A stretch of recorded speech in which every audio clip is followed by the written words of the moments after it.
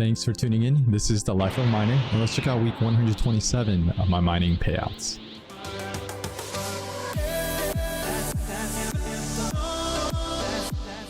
At the beginning of these payout videos, let's go over the date and time when I took these payouts. Today is September 28th of 2021, and it's about 2:30 p.m. US Eastern Time. And I do want to mention that I'll go over my electricity bill and my YouTube and Twitch profits at the end of the month, which is going to be next week. And as of right now, the price of Ethereum is at $2,829.92. The price of Monero is at $230.66. And the price of Chia is at $149.60. And checking out the difficulty, we're at 9,167.116 terahashes.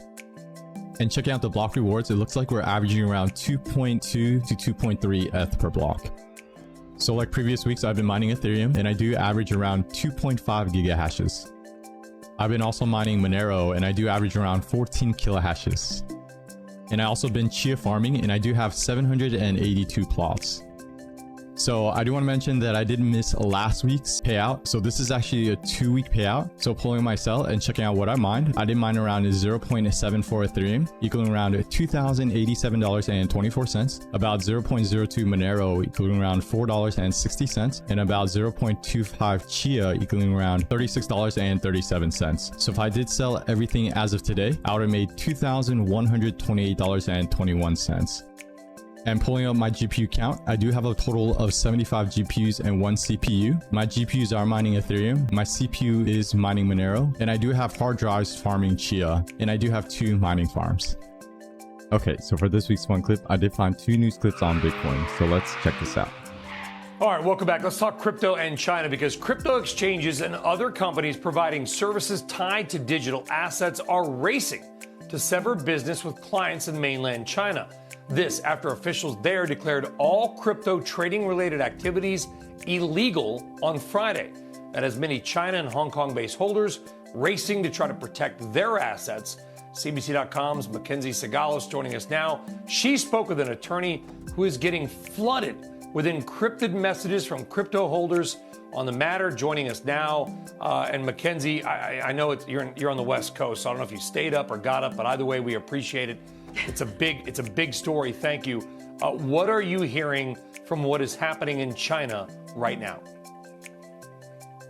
Right. So on Friday, Brian, Beijing really raised the stakes in its virtual currency crackdown, essentially attempting to freeze crypto assets so that holders can't legally do anything with them. And I spoke to an attorney who has been flooded with calls, emails, encrypted messages from holders of virtual coins in China and in Hong Kong who are looking for a way to safeguard their crypto. Essentially, what they want to know is how to access and protect their tokens held both in foreign exchanges and in cold wallets. Another concern here is that China says that it's improved the technology that it uses to monitor crypto transactions. So many of the workarounds that people in the mainland have used to previously skirt bans won't really work anymore. All right, well, it seems like the take on the internet, just people commenting on Reddit boards or on the Twitter or whatever it is basically a yawn, right? That China's tried this before. Nobody cares. In fact, the idea of a Bitcoin or decentralized digital currency is that governments no longer matter. But it felt like this time was different, and you don't mess around with the Chinese government. Is this time really different? Well, as you said, this is definitely not the first time that China has lashed out against digital currencies. Almost a decade ago, the country ordered that third-party payment providers stop using Bitcoin. They banned initial coin offerings in 2017, and earlier this year, the country dismantled its crypto mining industry. Now, for the most part, people have found ways to get around a lot of those rules, but what is different here is that we're seeing more coordination and a show of greater unity among the country's top agencies.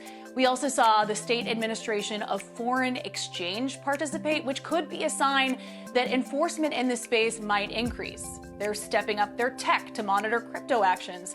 And I have heard from multiple people now that the biggest thing that's different this time around is that a lot of this could be tied to the government's desire to close out all potential competition to its digital yuan.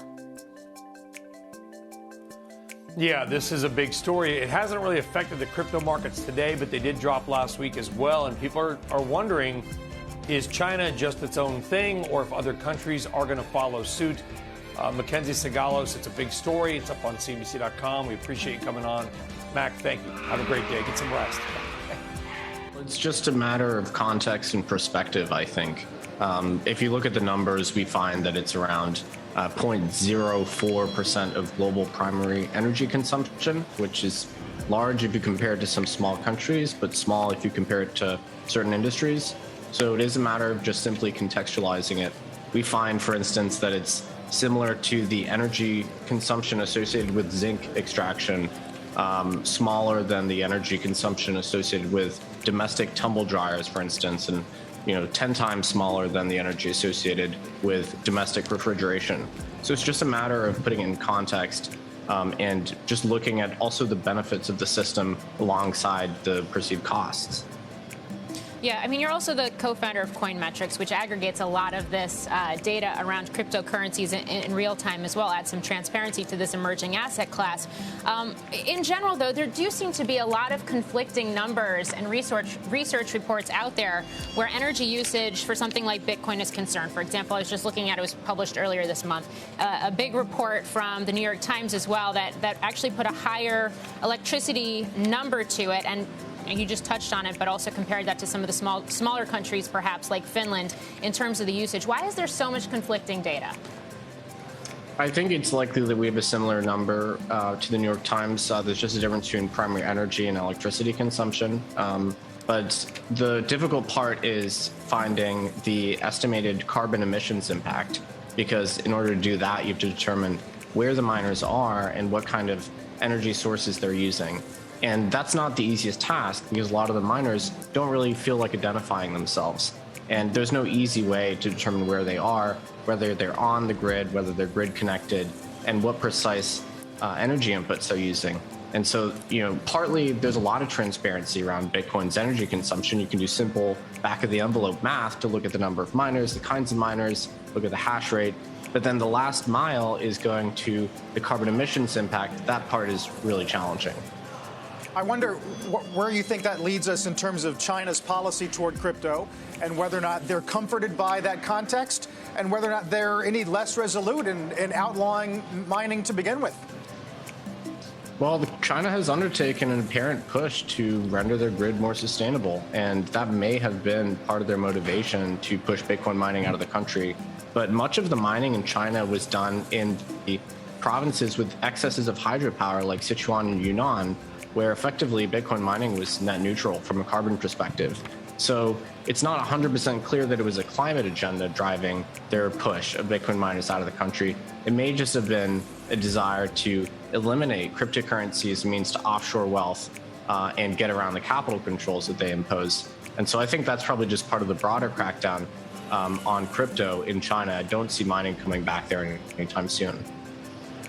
I want to get back to understanding the differential between your estimates and those of other sources. You're saying essentially you were able to identify the energy sources behind the Bitcoin miners and those that were obviously not actually emitting carbon because they were using a cleaner energy. Is that correct? Well, with any estimate like that, there's going to be a degree of imprecision. So we don't presume to know exactly what kind of energy is going into mining. And in fact, our estimates are probably a little more conservative than you'll see for a lot of Bitcoiners out there. But the purpose of the report was to really give people stable models to project the long-term trajectory of energy and emissions impact of the Bitcoin network, and also identify tools that miners can use to decarbonize their operations. And so by no means are we saying that Bitcoin mining is fully decarbonized today.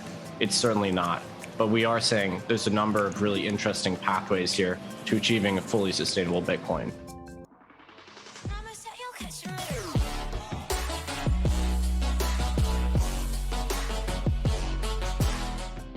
Alright, so thanks for checking out this week's mining payout. Stay tuned for next week's as well. And shout out to this week's random comment winner. And if you did want to be featured, just write a comment below. And if you have any questions you want to ask me live, I do stream live on Twitch at twitch.tv/thelifeofminer every Sunday, 4 p.m. US Eastern Time. And if you do need any type of help, definitely join the Discord. I or someone eligible will definitely help you out. Okay, so hope you enjoyed this video. Thumbs if you enjoyed it, sub if you're excited to see what's next. But of course, thanks for watching and always happy mining.